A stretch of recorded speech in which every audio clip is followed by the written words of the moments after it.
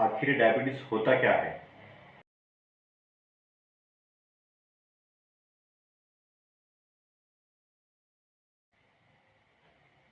नमस्कार, संतोष क्लिनिक से मैं डॉक्टर संतोष। आज मैं एक यहाँ प्लेलिस्ट रेडी कर रहा हूँ जो डायबिटीज़ के ऊपर है, जिसका नाम है संपूर्ण डायबिटीज़, जिसमें आपको कई सारे डायबिटीज़ के टॉपिक्स जैसे डायबिटीज़ क्या होता है, डायबिटीज़ क्यों होता है, डायबिटीज़ के लिए किन चीज़ों के ऊपर ध्यान देना चाहिए, ये इंसुलिन क्या होता है, क्या डायबिटीज़ रिवर्स हो सकता है, इस जैसे काफ़ी सारे टॉपिक्स, साथ में बेसिक इन्फॉर्मेशन भी डायबिटीज़ की आपके साथ शेयर करने जा रहा हूँ। डायबिटीज से रिलेटेड हर एक जानकारी की वीडियो आपको इस प्लेलिस्ट में मिलेगी। प्लेलिस्ट का नाम है संपूर्ण डायबिटीज और चैनल का नाम है संतोष क्लिनिक।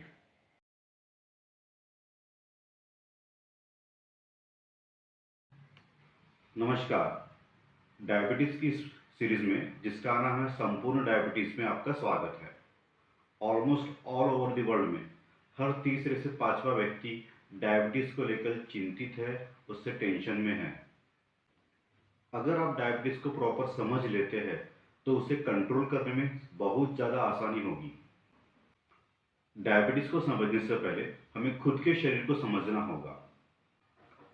ह्यूमन साइंस एक बहुत ही इंटरेस्टिंग स्टडी है।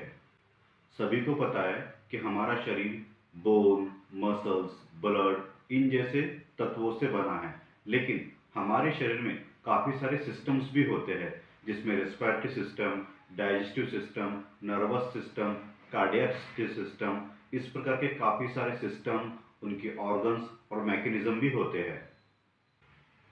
हमारे पूरे शरीर को और इन सारे सिस्टम्स को गवर्न करने वाला एक ही है, और वो है ब्रेन। हमारे पूरे शरीर को जो ब्रेन गवर्न करता है, ये पूरे एक नेचुरल सिस्टम से करता है। हमारे शरीर में मौजूद हर एक ऑर्गन, हर एक सिस्टम एक दूसरे के पूरक है, एक दूसरे के सपोर्टर है और एक दूसरे पे डिपेंडेंट भी है। और सबसे खास और इम्पोर्टेंट बात, हम और हमारा शरीर नेचर मीन्स निसर्ग के ऊपर भी डिपेंडेंट है। आप लोगों को लगता होगा कि ये कैसे? चलिए इसे और आसान भाषा में समझाने का आपको प्रयास करता हूँ। जब आप सांस लेते हैं तो एयर नोज के थ्रू लंग्स में जाती है, जहाँ पर रेस्पिरेटरी सिस्टम उस एयर को ब्लड में फिल्टर करके ऑक्सीजन को ब्लड में रखती है और बाकी बची हुई एयर को शरीर के बाहर भेज देती है। वो ब्लड बाद में जब हार्ट में आता है, यहाँ पे कार्डियक सिस्टम के थ्रू उसी ब्लड को all over the body spread कराया जाता है। इसके बाद जब वो डाइजेस्टिव सिस्टम में आता है तो डाइजेस्टिव सिस्टम में उसी ब्लड में फूड में से लिए गए minerals, fat, energy, protein, carbohydrate and other minerals भी मिलते हैं। उसके बाद उसी ब्लड को ऑल ओवर द बॉडी जब स्प्रेड होता है तो हमारी मसल्स, बोन्स, टिश्यू उसमें से एनर्जी एब्जॉर्ब कर लेती है और एक्सक्रीटरी सिस्टम उसी ब्लड को फिल्टर करके वेस्ट प्रोडक्ट को बाहर निकालती है। और ये सारी प्रोसेस, ये पूरा मैकेनिज्म नेचुरली होता है। ठीक इसी तरह ह्यूमन बॉडी के अदर ऑर्गन्स, सिस्टम्स भी वर्क करते हैं और इन सबको गवर्न करने वाला होता है नर्वस सिस्टम मीन्स ब्रेन। और ये जो नर्वस सिस्टम है मीन्स ब्रेन है, ये नेचर से सिग्नल लेता है। ये जो नेचर से हमारे बॉडी का कनेक्शन है, उस कनेक्शन में एक बात होती है जिसे कहते हैं biological clock means circadian rhythm. ये बायोलॉजी क्लॉक नेचर के अनुसार ही चलती है। जो हम लोग देखते हैं दिन और रात, ठीक उस तरह बॉडी में भी दिन और रात का बायोलॉजिकल साइकिल चलता है। ब्रेन में एक सीएनएस सेंटर होता है, वो सेंटर इस साइकिल से सिग्नल लेता है, नेचर से सिग्नल लेता है और उसी प्रकार बॉडी में वो एक्टिविटी होती रहती है। जैसे ही ब्रेन को सिग्नल मिलता है, सुबह हो गई जाग जाओ, रात हो गई सो जाओ, ये भी उस बायोलॉजिकल क्लॉक का ही हिस्सा है। जैसे नेचर में दिन और रात होती है, ठीक उसी तरह हमारा बायोलॉजिकल क्लॉक हमारे बॉडी के अनुसार दिन में काम करने के लिए और रात में सोने के लिए ही बना हुआ है। और ये सब कुछ नेचुरल प्रोसेस है। ये तो हो गई गवर्नर की बात, लेकिन हमारे शरीर में जो ऑर्गन्स है, सिस्टम्स है, मैकेनिज्म है, ये सब वर्क कैसे करते हैं? हमारे शरीर के ऑर्गन्स, सिस्टम्स और मैकेनिज्म को एक्टिव रहने के लिए, प्रोसेस में रहने के लिए या वर्क करने के लिए सिर्फ एक ही चीज की जरूरत पड़ती है, और वो चीज है एनर्जी। और ये एनर्जी भी हमें निसर्ग से ही मिलती है, मीन्स नेचर से ही हमें एनर्जी मिलती है।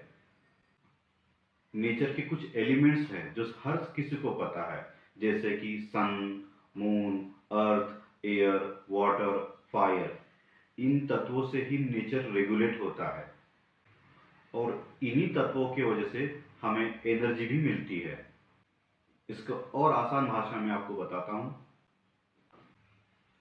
एयर से हमें ऑक्सीजन मिलता है, वाटर से हमें हाइड्रेशन एंड लाइफ मिलती है, सन से हमें एनर्जी और विटामिन डी मिलता है, अर्थ से हमें फूड और मिनरल्स मिलते हैं, स्काई से हमें डे नाइट की साइकिल मिलती है, और साथ ही साथ जो वेदर में चेंजेस होते हैं जैसे कि सीजन्स कहते हैं, वो भी हमें स्काई से मिलता है।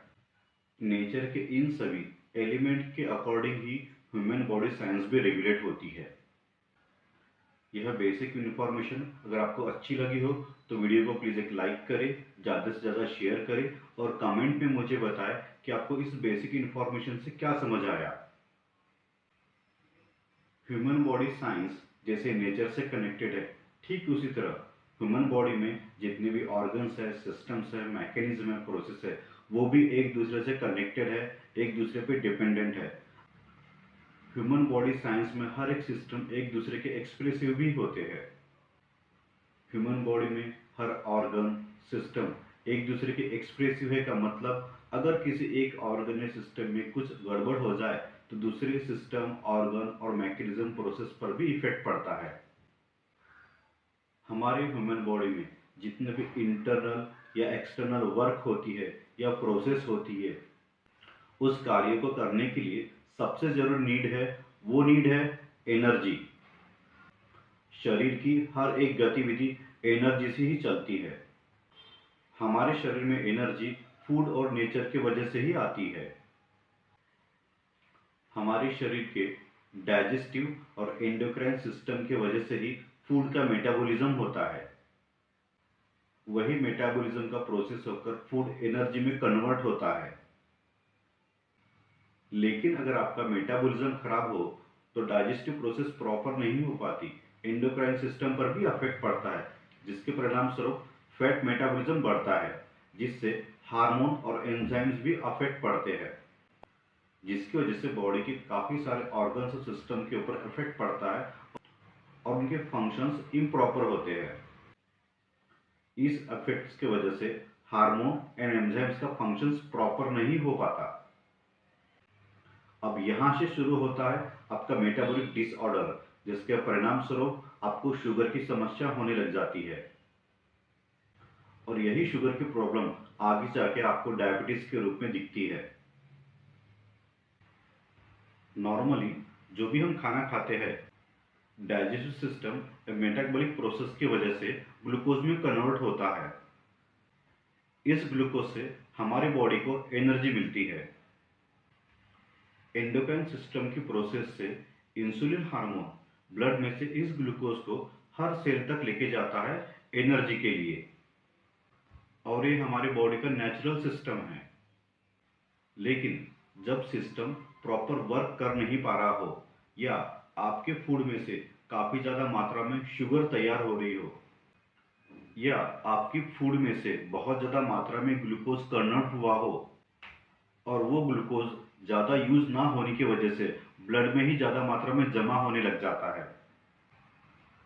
इस कंडीशन की वजह से जो शुगर लेवल हमें दिखती है उसे ही शुगर माना जाता है।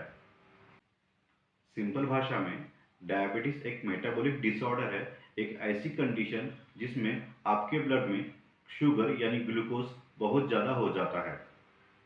मतलब सिंपल भाषा में आपके बॉडी के अंदर शुगर का ट्रैफिक जाम हो जाता है, इसीलिए शुगर हाई आती है, चाहे आप मीठा कम खा रहे हो।